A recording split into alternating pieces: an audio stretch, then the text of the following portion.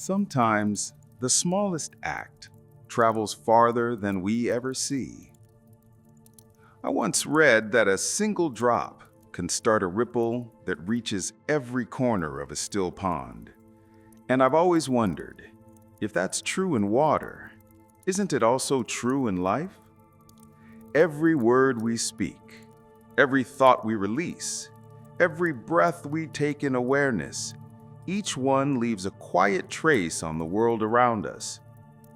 Welcome to Sleepy Zen Story. I'm so grateful you're here tonight. Let's take this gentle moment to let go of the noise of the day. The rush, the screens, the voices, all of it can rest now. This is your time to breathe, to listen, and to remember how peace feels when it's not forced, just flowing like a river under the moon. Before we begin, take a slow, deep breath in and let it out softly. Again, breathe in calm and exhale everything that's heavy. Tonight's story is called The Ripple and the Stone. It's a story about how the smallest action, even when we think doesn't matter, can travel far beyond what our eyes can see, and how the energy we send out into the world always finds its way back to us, like water returning to the shore. It was a quiet night, the kind where the air feels half asleep and the moon hangs low over the surface of the river. I remember standing there, barefoot on the cool stones, feeling the gentle pulse of the current brushing against my toes. The stars shimmered like reflections of forgotten dreams. I watched the river move, slow, patient, endless. And then a small stone slipped from the bank and dropped into the water. A ripple formed, delicate, circular, expanding. And as it spread outward, I found myself following it with my eyes, wondering where it would go and what it might touch before it disappeared. That tiny ripple, it didn't ask permission to move. It didn't decide how far to travel. It simply responded to the stone, to that one small moment of motion. And somehow it seemed to whisper, "Everything you do matters." I thought of my own day, the way I smiled at a stranger earlier, without knowing they'd been having a difficult morning. The way someone had held a door open for me, not realizing how that small kindness lifted my whole mood. Every moment, like a ripple, traveling silently, touching shores we never see. We live in a world so fast, so loud, that we forget how powerful quiet gestures can be. We think meaning lies in grand actions, but sometimes meaning hides in the pause between words, in the way we listen, in the way we breathe when someone else cannot find calm. I sat down beside the water. The ground was cool, the stones smooth. I felt a rhythm in the earth, a pulse that wasn't just mine. The water moved around pebbles and branches, but it never stopped. It never argued. It flowed. And that's when I realized the river doesn't try to make ripples. It just allows them. Maybe that's what peace really is. Not trying to control every wave, but letting life ripple the way it needs to. I reached down, picked up another stone, and held it in my palm. It was small, light gray, shaped by years of quiet tumbling. I rolled it between my fingers, feeling its weight. In that moment, it wasn't just a stone. It was every decision I've ever made, every word I've spoken, every emotion I've dropped into the stillness of life. And when I let it fall, the ripples began again, silent circles expanding under the moonlight, each one slower, softer, more perfect than the last. Let's take a moment together. Close your eyes and imagine the surface of that river. See how it moves. See how each ripple forms, grows, and fades. Now imagine yourself as the water. When something falls into your calm, a sound, a thought, a memory, you simply allow the ripple to spread without judgment, without resistance. You don't fight the ripple. You are the ripple. And the ripple always returns to stillness. Breathe in, slowly, inhale, and breathe out gently. Exhale. Each breath, a ripple of peace expanding through your whole body. Each exhale, a release, a soft surrender to the moment. The night deepened, and the ripples began to fade into glass-like stillness. I could still see the reflection of the moon, now undisturbed, calm, and whole. And as I watched, I whispered quietly to myself, maybe peace isn't something I find. Maybe peace is what remains when I stop disturbing the water. The ripple was gone, but the message stayed. Everything we touch touches something else. The next evening, I returned to the same riverbank. The moon was higher this time, and the air carried that quiet chill that comes just before dawn. The stones under my feet were still damp from the day's tide, smooth, cold, waiting. In my hand, I held another small stone. It was unremarkable, gray, rounded, with a faint white line through its center. But as I turned it in my palm, I started to feel as if it had something to say. Not in words, of course, but in weight, in silence, in stillness. I thought about how often we move through life without realizing the quiet significance of what we carry, the memories, the regrets, the hopes, the fears, each one a stone in our hand. Some we hold tightly, afraid to let go, and others we throw carelessly, not realizing how far their ripples might travel. I sat by the edge of the river again, the same spot as before. The water was moving slower tonight, as if listening. And I began to think, what if this stone is more than it seems?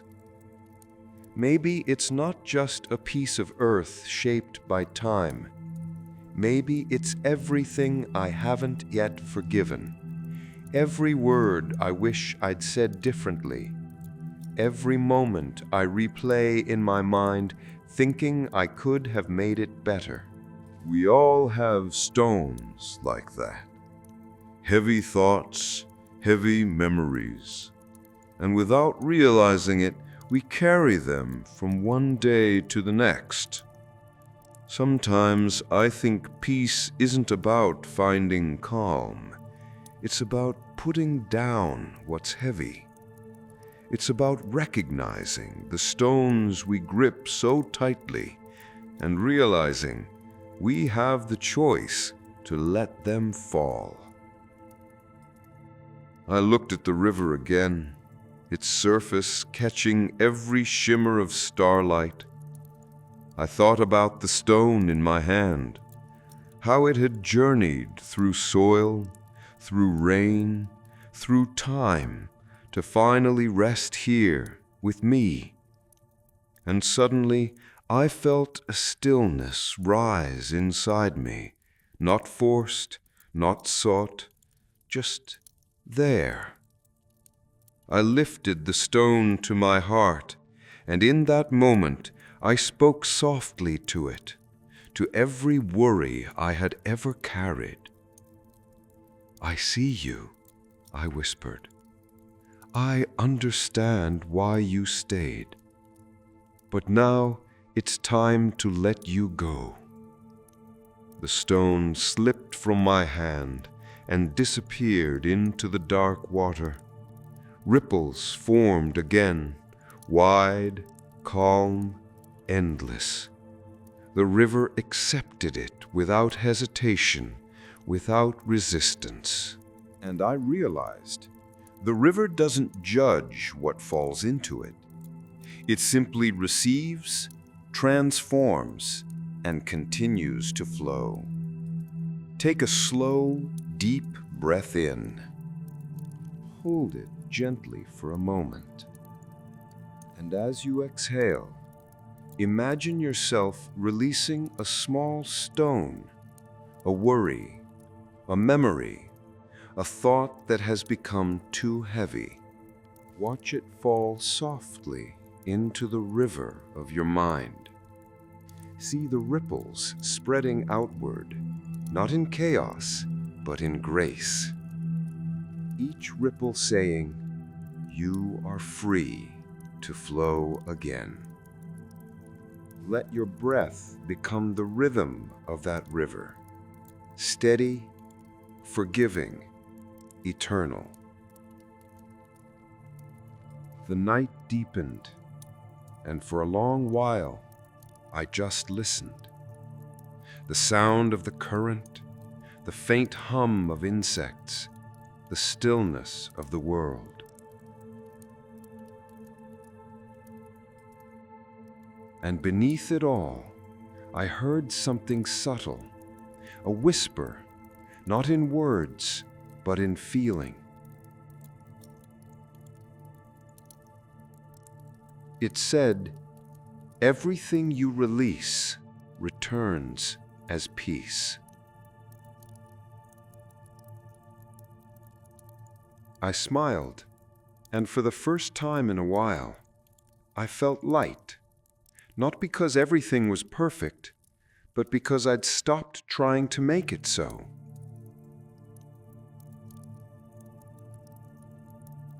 The stone was gone, the ripple had faded, but the message remained. Letting go is not losing, it's allowing space for stillness to return. The night deepened, and for a long while I just listened. The sound of the current, the faint hum of insects, the stillness of the world. And beneath it all, I heard something subtle, a whisper, not in words, but in feeling. It said, "Everything you release returns as peace." I smiled, and for the first time in a while, I felt light. Not because everything was perfect, but because I'd stopped trying to make it so. The stone was gone, the ripple had faded, but the message remained. Letting go is not losing, it's allowing space for stillness to return. As I sat there, I began to notice how the water moved around obstacles. A branch half submerged, a rock rising just above the surface. The current didn't resist them. It simply curved, adapted, flowed. And in that quiet movement, I heard something wise. The river seemed to say, "You don't have to fight to move forward." I closed my eyes and let those words sink in. So much of my life I had spent pushing against things, plans that didn't unfold, people who misunderstood, moments that didn't match what I'd hoped for. But here was the river, teaching without teaching, moving not because it was told to, but because that's simply what it does. Flow. It doesn't ask why the stone fell. It doesn't question the direction of its path. It just continues, trusting the pull of the unseen. And I realized then, maybe peace is not something we create through control. Maybe peace is something we remember when we stop resisting what already is. I leaned over the water, watching the reflection of the moon tremble slightly, its shape stretching and returning to form as the current passed. And I saw myself there too, a faint, shifting silhouette. I wondered, how much of who we are is real, and how much is just reflection, the surface image shaped by what moves beneath? The river didn't answer. It simply kept showing me both sides, the light and the movement. And perhaps that was its answer. We are both, the reflection and the depth, the movement and the stillness, the ripple and the stone. Take a deep breath in, and as you exhale, imagine that your thoughts are like leaves floating on the surface of a gentle current. They drift, they spin, they pass. You don't need to chase them. You don't need to hold them still. Just watch them drift by, each one carrying its own small echo of the day, each one finding its way down the stream of letting go. In that moment of stillness, I began to feel the pulse of the earth beneath me, a slow, steady heartbeat that matched my own. And the river whispered again, soft and sure, "When you are still, you are never separate from the flow." I leaned over the water, watching the reflection of the moon tremble slightly, its shape stretching and returning to form as the current passed. And I saw myself there too, a faint, shifting silhouette. I wondered, how much of who we are is real, and how much is just reflection, the surface image shaped by what moves beneath? The river didn't answer. It simply kept showing me both sides, the light and the movement. And perhaps that was its answer. We are both, the reflection and the depth, the movement and the stillness, the ripple and the stone. Take a deep breath in, and as you exhale, imagine that your thoughts are like leaves floating on the surface of a gentle current. They drift, they spin, they pass. You don't need to chase them. You don't need to hold them still.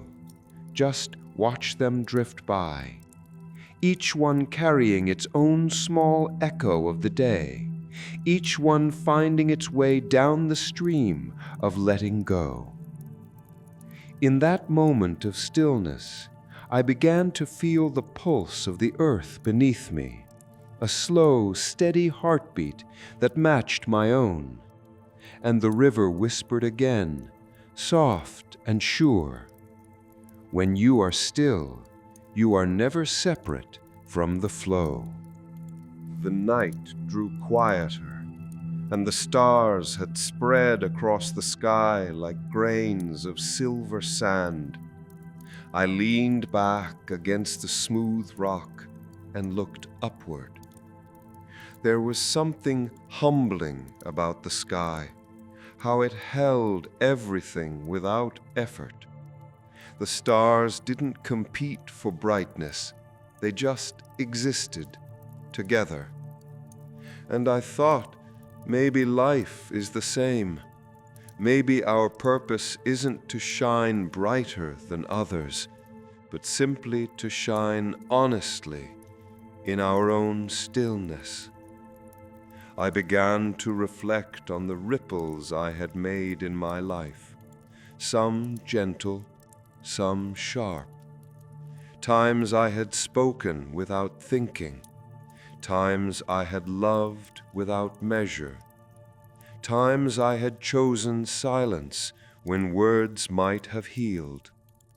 Each ripple still out there somewhere, moving through the unseen. And yet here I was, a single moment in the river's endless story, breathing, listening, learning. If the river could speak in words, I imagine it would say something like this: "Every ripple returns, not as punishment or reward, but as remembrance. What you send into the world, you meet again in yourself." I smiled at that thought, because it meant everything matters, not in a heavy way, but in a beautiful, connected way. Every kindness, every breath, every pause, they echo. So I made a promise to myself in that quiet hour to be mindful of my ripples, to move gently through the water of my days, to speak softly, to listen fully, and to let go when it's time to let go. Because peace, I realized, is not an ending, it's a practice of returning. Thank you for joining me tonight, for sitting beside this river of calm, for listening, breathing, and remembering your own stillness. Wherever you are, whatever ripples you've made, may they all return to you as gentle peace. Until we meet again, good night from Sleepy Zen Story.